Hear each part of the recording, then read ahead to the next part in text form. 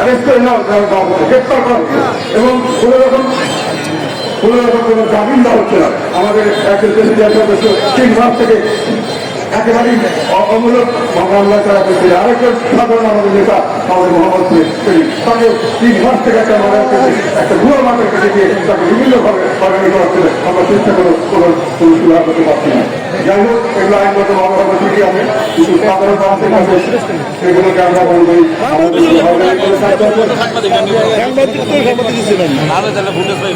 আমাদের যেটা সেইগুলো আমরা বলি যে আপনাদের পরিশ্রমের শিকার হচ্ছে যে কথাটা বলা হলো। আর যেহেতু আমাদের এগুলো অত্যাচার আমাদের করছে, বিভিন্ন জায়গায় পথে হাতে বাধা হচ্ছে এবং আমাদের নেতা কর্মীদের করে হয়রানিমূলক হচ্ছে, সেটাকে আমরা মনে করি এটা একটা বেশি হয়। কাজে আমরা বৈষম্য বিরোধী আন্দোলন করে বৈষম্য মুক্ত সমাজ করবো, সেখানে আমরা দেখি আমরা আবার সেই বৈষম্যের শিকার হচ্ছি, বৈষম্য মুক্ত আন্দোলন সফল হয়নি। আমরা দেখতে পাচ্ছি যে বেশিরভাগকে আমরা ধ্বংস করার জন্য সবার 70-99% মানুষ ছিল, সেই বেশিরভাগ আবার মাথা দেওয়া দিচ্ছে, লক্ষ বেশিরভাগ এবং লক্ষ আমার বৈষম্য আমরা দেখতে পাচ্ছি। এবং আবার একটি সামনে মুক্তিযুদ্ধের জন্য হয়তো সেই 50% মানুষ হয়তো এখন অপেক্ষা করছে এবং এটা আমাদের সামনে থেকে অবস্থান ভাবে লোকশিক্ষা আমরা দেখতে পাচ্ছি। দেশের দৃষ্টিগুলো থাকছে না, দেশের সাধারণ মানুষের মধ্যে খাওয়া করার যে জিনিসপত্রের দাম বেশি হচ্ছে,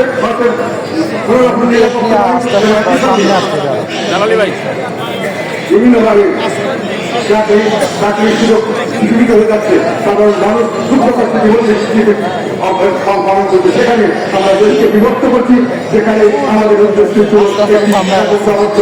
যার মাধ্যমে আমরা সামনে দিয়ে এগিয়ে যাবো, যার মাধ্যমে অতীতের সব ভুক্তি আমরা শেষ করে ফেলবো। কিন্তু দেখেন প্রায়োরিটি করা হচ্ছে কোনটা? ব্রহ্মাস্ত্র মানুষ সংগ্রাম করেছে শেখ হাসিনাকে হটানোর জন্য, কি জন্য? তারপরে তারা কি চেয়েছে?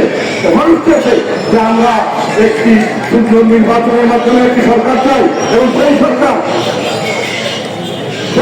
করতে হবে। সেই সরকার জবাবদিহিমূলক সরকার হবে, তার জন্য নির্বাচন ব্যবস্থাকে আমরা পরিবর্তন করতে চাই।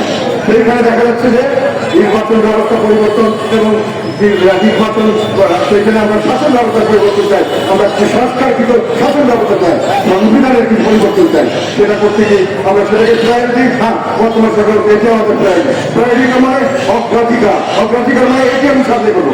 এটা সামনে করতে গেলে আপনাকে দেশে ইউনিটি রাখতে হবে। সকল দয়া করে বা জনগণা করে সেটা একই ছিল, তাহলে আপনি এটা করতে পারতেন। সকলের সাথে আলাপ করে সেটা মানুষের বলবে সেটাই করতে পারতেন। কিন্তু আমরা বাস্তবে কি দেখলাম যে ওনারা বললো আগে আমরা হত্যার বিচার করবো। কার হত্যার? ওদের বলো ছাত্রদের হত্যার বিচার করবো। ছাত্রদের হত্যার বিচার কেউ বাধা দিবে না, কিন্তু হত্যার বিচার করতে হবে।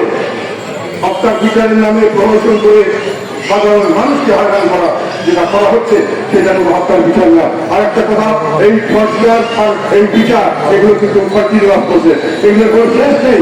আপনি যদি আজকে বলেন যে ছাত্রদের হত্যা করা হবে, হত্যার বিচার করা হবে, সেটা কতদিন শেষ হবে কেউ বলতে পারবে না। 5 বছর হতে পারে, 10 বছর হতে পারে, এটা অনেকদিন ভুল করতে পারে। আরেকটি কথা, সেখানে শুধু ছাত্ররা কিন্তু মারা যায়নি, সাধারণ মানুষ মারা গেছে, এমনকি পুলিশও মারা গেছে। তাই হত্যার বিচার এটার পরে এই সরকার চলে গেলে আবার হত্যার বিচার এই হত্যার বিচার করতে আসতে পারে। হত্যার বিচার বলে এটাকে শেষ করে আপনি তারপরে যাবেন আপনার সংস্কার এবং নির্বাচন, এই কথাটি আমি বলবই যুক্তিসঙ্গত না। আপনি যদি আগে করতে চাচ্ছেন সেটাই হল অগ্রাধিকার। আপনি অগ্রাধিকার যে হত্যার বিচার এবং শুধু হত্যার বিচার না, এখন আপনি ফুল লাগিয়েছেন ফুল এবং যত ধরনের হত্যা হয়েছে সবগুলি বিচার আমরা সব